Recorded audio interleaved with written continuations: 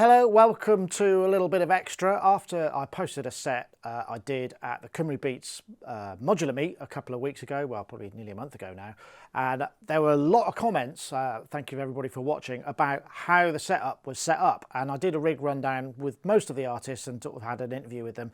So I figured I would set my stuff up and show you how it's put together, because there were a lot of people saying, oh, you must be using backing tracks, that stuff. Actually, that's not the case. So let's get stuck in.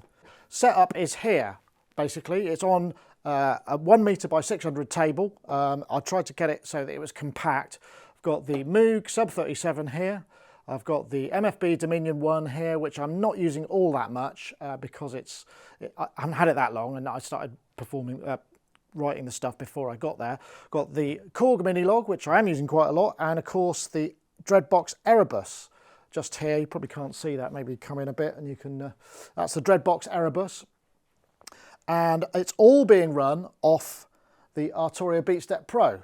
And I'll just explain how this is working a bit.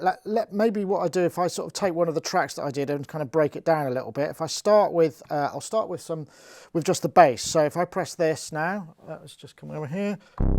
So this is the Moog. What I'm doing is I'm taking the MIDI into the Moog. The Moog is being run just from MIDI. You can see what the red lights flash in there. And there's a bit in the song where it sort of picks up and people thought it was a delay. But actually what I'm doing is I'm introducing filter mod, which is clocked to the tempo. So I get this kind of repeat feel. So anyway, back on there. So if we come back here, I should add all of this. Let's just go, if I stop this a sec, if we come around here, all of this is going through a Behringer X-Air mixer. I'm only using 4 channels. This is a headless mixer, obviously, and I'm trusting that my program changes are calling up the right things. I'm not really doing any automation. I'm doing a little bit of maybe mutes. And then that's all the MIDI that's happening is basically the Arturia Beatstep Pro is coming into the iConnect MIDI 4 Plus, which is distributing the MIDI to all of the other devices. But I'm not really using MIDI much apart from just program changes and to run the Beatstep, sorry, the Sub37 and a little bit of Dominion 1. Right, anyway, back to the, so here, so if I now, getting a bit tangled up here. So now if, this is the Erebus in this instance, doing a sort of line. I've got gate and CV coming in, but I've also got a second CV coming out of the velocity track of sequencer 1, which, okay, it's not particularly pitched properly, but what I can do, I'm using this to add a second voice. So it's doing a kind of harmony type of thing. What I've got here, I don't know, I might need to turn the light on just so you can see. What I've got going on there is that's tuned down. But if you were to listen to it, I mean, it only works on certain velocity values because it's not calibrated the same way. So that's all going into, obviously, lots of effects. Right, the next thing that's happening is, on the drum track, I've got 2 notes. Now, what they're doing is they're playing into the Dominion 1 via MIDI.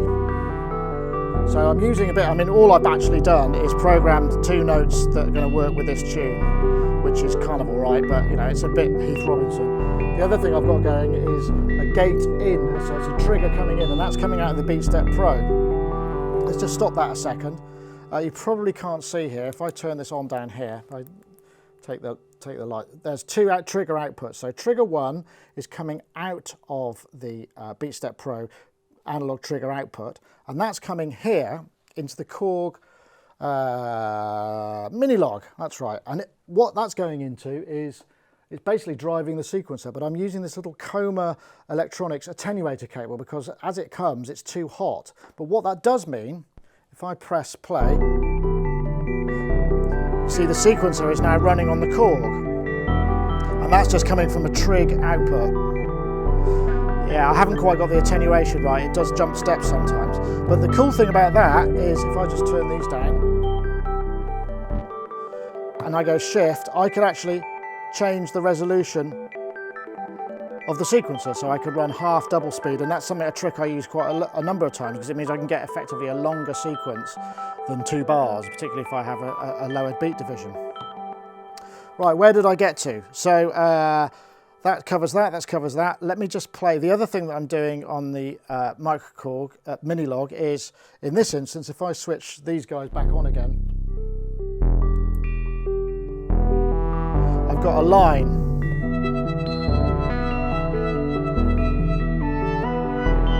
And I'm using the mod wheel, which I've routed to the speed of the LFO.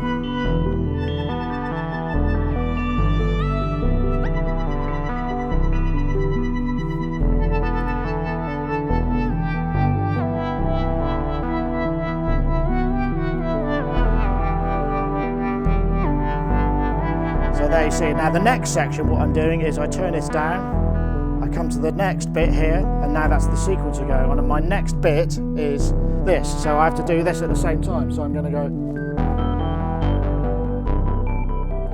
so this is a new section. I'll maybe bring this guy in a bit. So at this point I change patches on my Dreadbox sequence, which goes to double time. In control mode, this is also feeding the X-Air 30, the X-Air mixer. I'm taking one effect off and changing another one. This is because this delay is tuned to the double time. So now,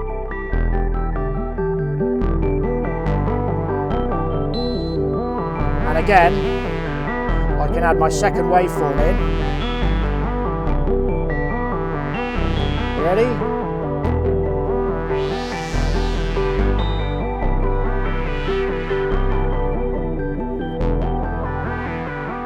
Then I've got another sequence, which happens a bit later on. I think I changed to another bass line here. And then I bring this sequence up.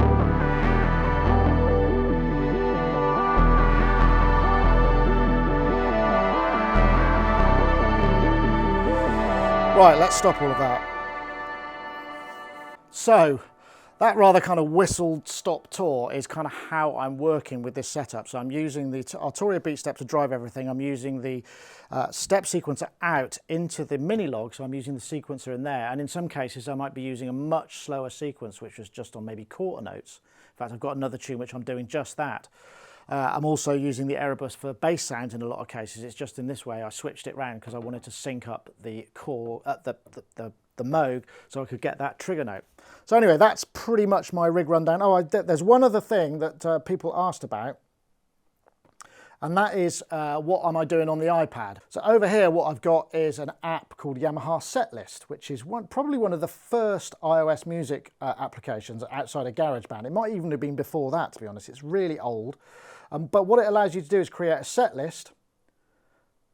Here are all my songs, but I got notes, so in case I forget, it tells me what the base station project is, all that sort of stuff. But I'm also able to bring in an image, and this image is great because it's basically the settings for the Dreadbox Erebus, which is probably not going to be able to see too easily, but it allows me to then go between the two, do the settings, make sure I get the patching right. But the other thing that's very cool about this is you can send program changes to up to 5 devices. So for instance, this one will send a program change on channel 9, which is the Sub37, channel 1, which is the Behringer X-Air, and channel 5, which is the Korg, and 16, I think I've got the Dominion 1. And it just means it's really easy, I think this is the one for this tune, to kind of hit that. All of the things that can be set are set, and the rest I have to do manually. Just quickly, if you want to up the exposure a bit, or maybe I'll turn the light on.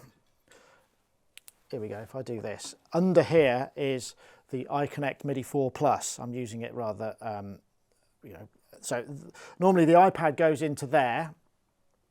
In this case, I've got it in the dock just because it's a bit easier to use. And this is what distributes the MIDI about the place. But that's basically my rig rundown. There's nothing kind of particularly exciting going on there. Essentially, I'm changing patches and patterns on the Arturia. Most of the tunes, what I try and do is create 2 or 3 sections that can transition. I'm not brave enough to basically turn the whole thing into an improvised set, maybe sometime in the future, but I quite like the structure of it. I'm sort of a bit old school like that.